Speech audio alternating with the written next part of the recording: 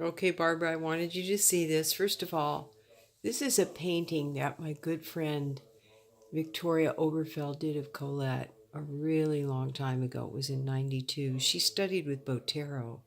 I don't know if you knew that, but I want you to see our master bedroom. So we have these beautiful antique, um, I guess you could call them bibliotheques. I'm not really sure. But inside of them are a lot of wonderful mementos. I know you'll go, too many things, but the top shelf is Lalique, the second shelf is jade from China, the third shelf is all of Colette's crystals from Tiffany, gifts from various friends. The third shelf is kind of an homage to my brother.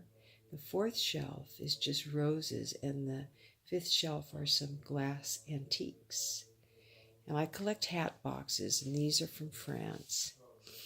Over in the corner here is my little prayer spot where I sit and I chant and I meditate when I care about something special, friends, relatives, what have you. But it's a very special place because this is a painting of Colette done by a Russian artist who's very well known. That's me.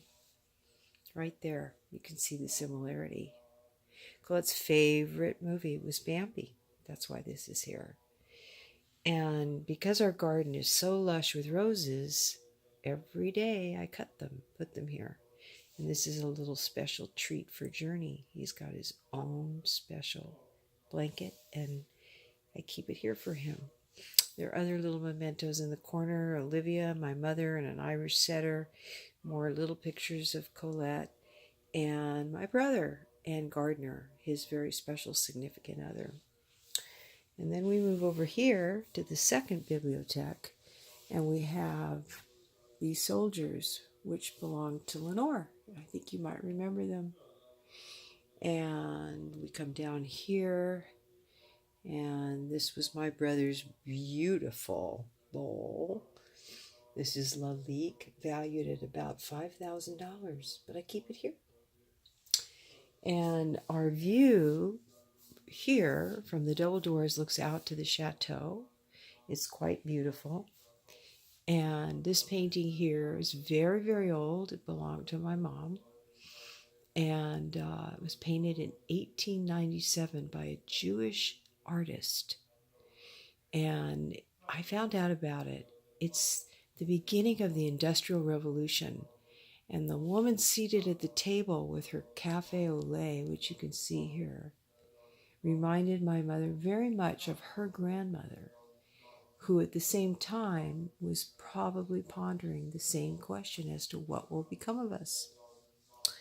And of course, at my very footsteps is Journey. He always sleeps here on his Beverly Hills pillow and his beautiful hypoallergenic bed. Getting ready for breakfast is always a treat in the master bedroom, so I have an antique Chinese tray, which I found in an open market, and I study where we're going to go next, the leading hotels of the world. On the bed, there's a roll, a very beautiful, beautiful lynx coat that belonged to my aunt, Canadian lynx, and I made it into a bedspread. The rest is these beautiful sheets from the UK. I was telling you about trade linens. They do very, very interesting embroidery that's very unique. You can decide what it is you want. And what they do is, in our case, we wanted horseshoes. So silver horseshoes align the bed. And we don't have air conditioning here, but these masterful fans do such a great job. And I love when the light goes on. They're Art Deco. So I'm going to just get into bed right now because I'm very, very tired. This room is not very large, but I wanted just to give you a heads up on how I decorate and what I do. Perhaps it's too much. Maybe it's just right, whatever you might think.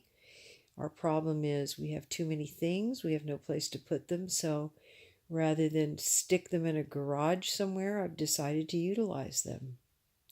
Oh, yes, and here is the master closet. This is a problematic space. It's not large enough for me, but it's forced me to really get rid of stuff that just sits, like you said, things that just don't work. The floors throughout the whole house are this beautiful mahogany, and obviously, I love exposing them. I have an Indian rug here from India at my footsteps and my slippers. So that's it for the master bedroom, and I'll show you more. And maybe you might have some ideas just looking at what I showed you.